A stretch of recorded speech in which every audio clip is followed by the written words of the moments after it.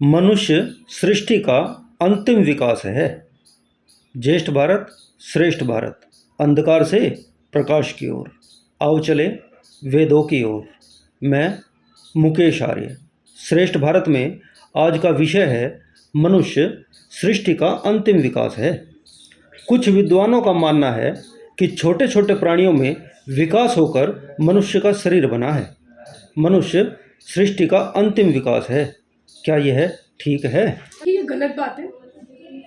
यदि ऐसा होता तो मनुष्य की उपस्थिति में अन्य प्राणियों का अभाव होता, अन्य उपस्थित नहीं होते, सिर्फ मनुष्य होता। परंतु देखा ये जा रहा है कि मनुष्य भी है और अन्य प्राणी भी मौजूद है। फिर कैसे मान लें कि प्राणियों का विकास जो है वो छोटे जीवों से होते हुए हुआ है या अन्य प्राणियों से हुआ है? यही गलत हो जाता है तथ्यात्मक रूप से। जब अंकुर का विकास वृक्ष में बन जाता है तो अंकुर कहाँ रहता है? जब कली का विकास फूल में हो जाता है तो कली कहाँ रहती है? दूसरी बात कि यदि मनुष्य के अतिरिक्त जो भी प्राणी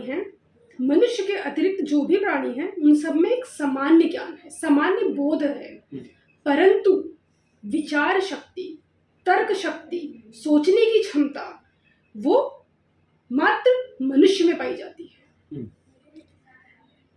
अन्य पशुओं में या जानवरों में ये नहीं पाई जाती है।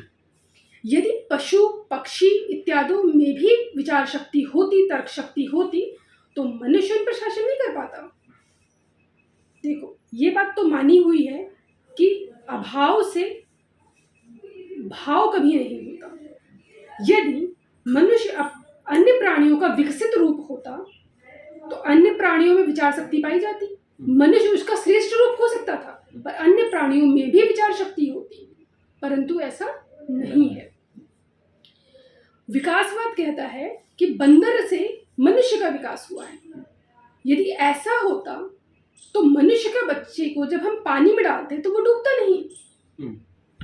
जब बंदर से मनुष्य बना है तो बंदर की तमाम शक्तियां मनुष्य में होनी चाहिए, परंतु ऐसा नहीं है। बंदर के बच्चे को पानी में डालो तो वो तैर जाएगा, तैर जाता है, पर मनुष्य का बच्चा यदि तैरना नहीं जानता तो वो डूब जाएगा। बिल्कुल। तो इसी से ये बात सिद्ध हो जाती है कि पशु पक्षी या अन्य जितनी भी योनियां हैं उन सब का निर्माण अपनी न्याय व्यवस्था अनुसार, कर्मानुसार भगवान स्वयं करते हैं। मुझे लगता है मैंने आपको संतुष्ट किया होगा या आप मेरी बात से सहमत होंगे। सही लगा है कि कुछ आज जानकारी मिली है।